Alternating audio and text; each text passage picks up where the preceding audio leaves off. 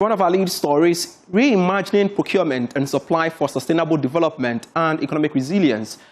That will be the theme for the National Procurement and Supply Conference, which takes place on the 16th and 17th of this month. And the Ghana Institute of Procurement Supply GIBS is spearheading this conference together with some other organizations. And I'm joined via Zoom by Dr. Simon Anand, President of GIBS. Thank you so much, sir, for making time to join us here on Business Live. And this year's conference theme calls for reimagining procurement for sustainable development and economic resilience. In practical terms, really, what does reimagining procurement mean for us as a country? Thank you very much, and good evening to your viewers. Of course, this year's event, the theme is reimagining procurement for sustainable development.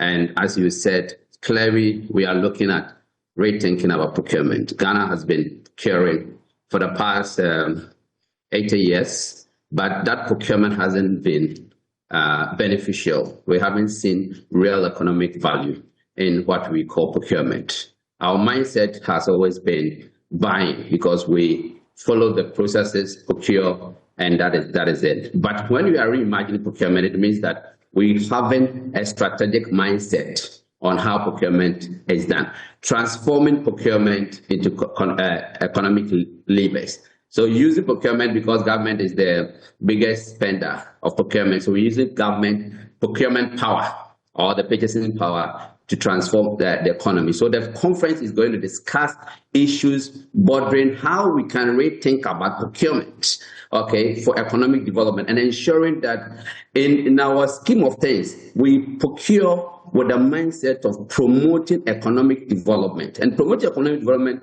will now take so many aspects of it. So for instance, we have our procurement laws and government spend probably 60% of its budget on procurement of goods and services. How have you used that procurement to transform the SME sector? So how have you also used procurement, okay, to ensure that we promote our economic transformation?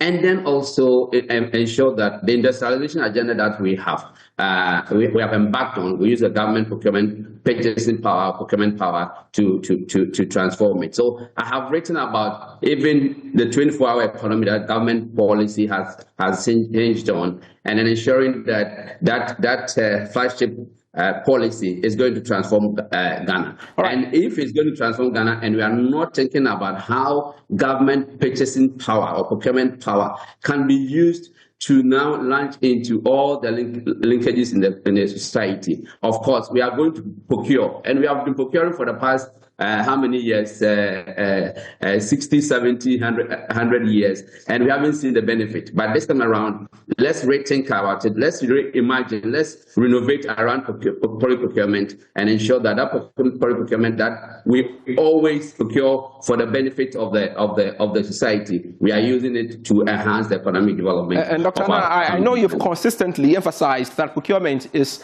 a strategic thing, not a backroom function. How can institutions, both public and private, reposition procurement as a core driver of national development, really? Thank you very much for this question. And as I said, procurement has always been seen as a backroom function. Now, when it's a backroom function, it means that it's an operational thing. So we just go ahead and buy. Buying means that there's no element of negotiation, there's no element of strategic thinking. But when we are moving to the strategic side, it means that we are positioning procurement as part of our national discourse, as part of our national agenda, and ensuring that whatever we are procuring, there is an element which promotes inclusivity, which promote ESG, which promote SME development, and then ensure that now there was a scheme of things that government is procuring. Why don't we even scale up and say, okay, we have an amount of resources, or we are ceding part of our procurement spend for the SMEs, so that when you are playing the SME space, you are not going to compete with the likes of the big companies or multinational companies when you are bidding government procurement. So we are showing that procurement mindset is more strategic, and when it's more strategic, we get value. So it's value-driven processes instead of just an operational processes. So how do we now ensure that procurement that we are procuring in the government sector, in the private sector, the mindset is more towards value-driven and solution-driven, innovation-driven? How do we use procurement to enhance our activities within the ministry? That's fine. How do we even think about other, instead of procuring or buying, how do we now think about leasing? How do you now think about that development? So that's the thinking. All right. About not function, but a function that becomes the national agenda. So in a minute, Mr. Annan, as we head into the National Procurement and Supply Conference on 16th and 17th, what outcomes or commitments are you hoping to emerge from government and private sector, as well as the procurement fraternity, really? Sorry, can you repeat the question? I'm asking you to tell us, as we head into the National Procurement and Supply Conference scheduled to take place on 16th and 17th, what outcomes are we looking at?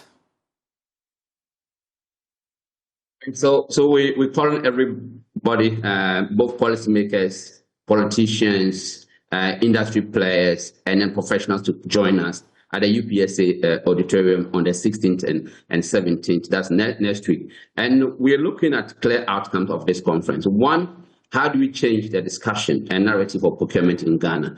Everywhere you go, whatever you're doing is about procurement. But how do you change that narrative from just procuring for the country, but having a strategic intention of procurement and ensuring that procurement becomes an economic lever of our transformation? Great. How do you also use procurement to promote economic development by promoting SME? And then the last thing we are looking at is professionalizing the profession of procurement in Ghana, because procurement has been relegated to the background. Professionals are not respected, and we are ensuring that after this conference, the narrative will change as you go on. So Dr. Simon Annan, thank you so much, President of GIBS. I truly appreciate your time. And that's